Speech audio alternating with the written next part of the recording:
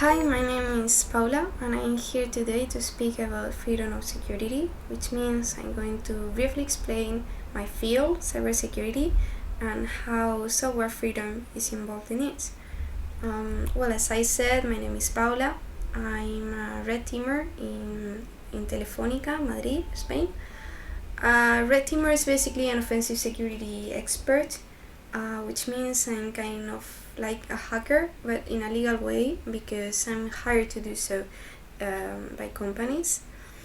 In my spare time, I investigate about privacy and digital rights, and therefore I'm the organizer and president of an association here in Spain called Interferencias, in which we speak about these kind of topics.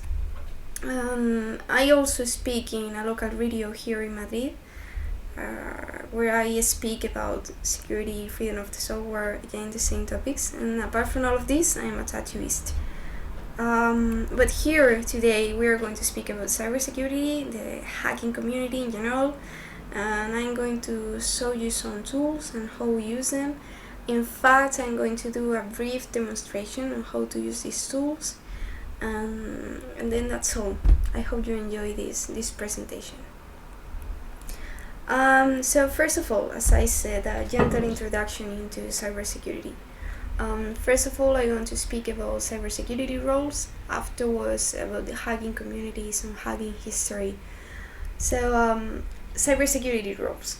As I said, Redteam, which is my role in the field, we are like attackers. We perform the role of an attacker, which it's pretty interesting job because it usually implies not only scripting or using tools on the computer, but it also means you have to investigate and sometimes even perform in person or perform through phone calls, so you can gather information about your client.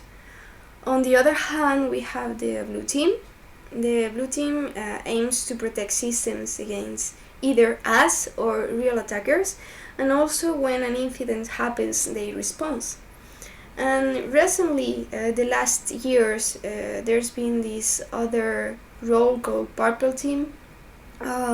It's a pretty interesting job that means to be flexible between a red teamer and a blue teamer. So sometimes you have to attack and sometimes you have to protect. So these are the most common roles in cybersecurity. There are many others, but these are kind of the main roles here. But those roles are the formal cybersecurity roles, like the jobs you have to choose in the cybersecurity field. But actually, the hacking community has been here for a while.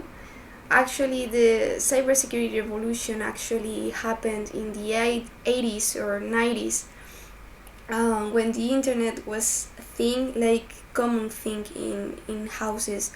This implied sharing information in bulletin board systems or going to hack meetings. And actually, most of the guys who were in this kind of communities were teenagers, which implied there were a lot of curiosity and creative thinking involved. And for that, the freedom of the software community was also highly related with this community. So there are tons of professionals right now and in the past that were in both groups, like in hacking meetings and freedom of the software meetings. As I said, this is still a reality. In cybersecurity events, we are encouraged to share our knowledge, either to young students who are starting in the field and to other professionals who are into new attacks, new vulnerabilities, and new tools in general. So we tend to work side by side, and it's a pretty open-minded community that I really like, and I encourage you guys to investigate. So now you have a general idea on how this community works. I want you to show some tools, some common tools, and to demonstrate how they work. So cybersecurity is a complex job. It's not only about attacking, but also about investigating. So for example, you really want to know how the your client's company works. So for that you have to scan it, and for example the ports, the deciphering anything. So for that we are going to use nmap, test SSL, dear search, open SSL, sniper, or there are any others, but these are some of the most common ones. Once we have gathered all this information about how our client works, we can scan the vulnerabilities for those specific versions. For that, for example, we can either use our own script teams, but we can also use the Metasploit framework, which is a really nice framework for exploiting, and also Nitro that help us find vulnerabilities in our system. Many security issues on a company doesn't really relate to how the system works, but how people use it. So we also have to check if users are ready for an attack, and for that, for example, we use GoFish for creating scam emails and try to steal information through emails. We use Harvester to try gathering information thanks to accounts, emails, or phone numbers, for example. And in order to organize all this information we gather, we can use Spider Food framework, for example, or any other. There are tons of them. Until here, so we're going to briefly stop here. So we've used a lot of software, but now I want to speak about the hardware. This is actually my main field, electronics and hardware. It's pretty common to use Arduino and Raspberry Pi for creating gadgets for cybersecurity projects. So there's a big part of the maker community which is also related with the security community. So it's pretty interesting how you can approach to cybersecurity from both software and hardware. So yeah, this is a general idea, and now I want to show you a brief demonstration on what I was talking about here. So here I have actually a cheat sheet here.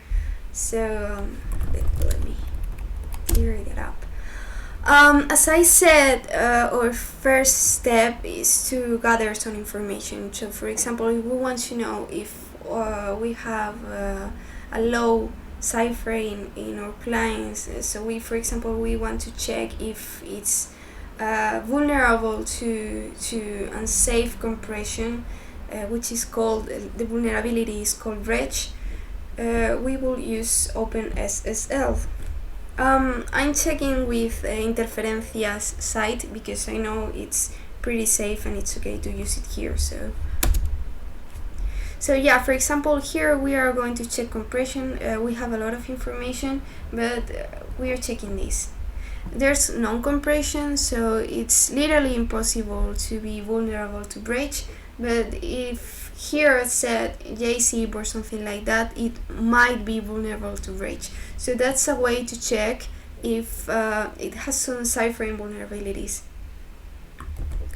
This is actually the hard way, because we can use test SSL for a faster check of the ciphering, but this is just, the hard way, so you can check more specific things. Also, we could use nmap for that purpose. Nmap is used to check port vulnerabilities or port unsafe settings.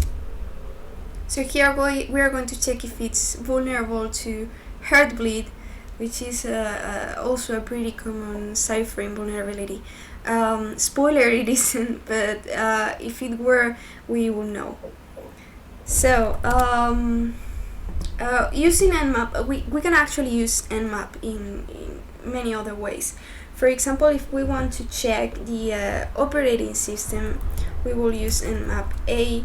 If we want to check only TCP, we will use ST. If we want to check UDP, we will check SU. So there's a lot of things we can check using Nmap depending on our interests.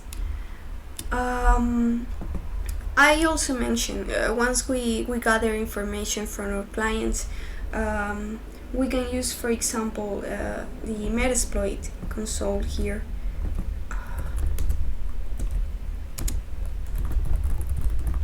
So using this console, we can launch some attacks, and we can also use it for gathering information, but it's most commonly used for launching attacks, and it's pretty useful, easy to use. I really recommend, if you are studying with cybersecurity, that you check how to use Metasploit. We also mentioned Nikto for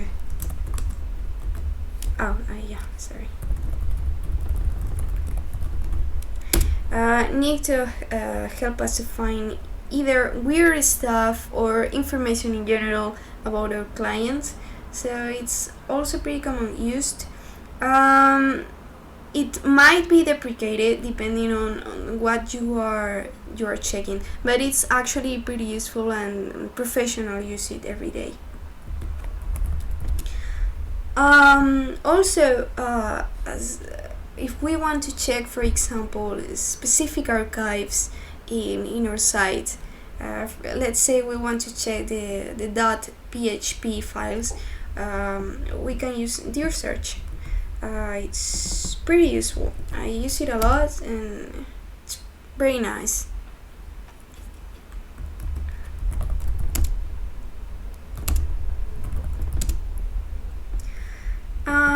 So this is just a general idea on how to work with the terminal, the console in cybersecurity. Also, it's you have to create your own scripts, not only use these kind of tools, but we are pretty encouraged to share our scripting, and sometimes we actually use these tools in our encrypting. So yeah.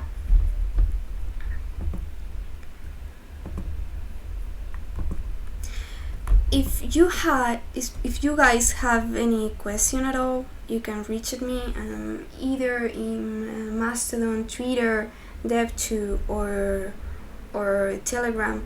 You can ask me, and I will be pretty glad to answer you. So thanks a lot. Thank you a lot for coming, for listening, and I hope I gave a nice introduction into cybersecurity, and how we really are so kind to use freedom of the software.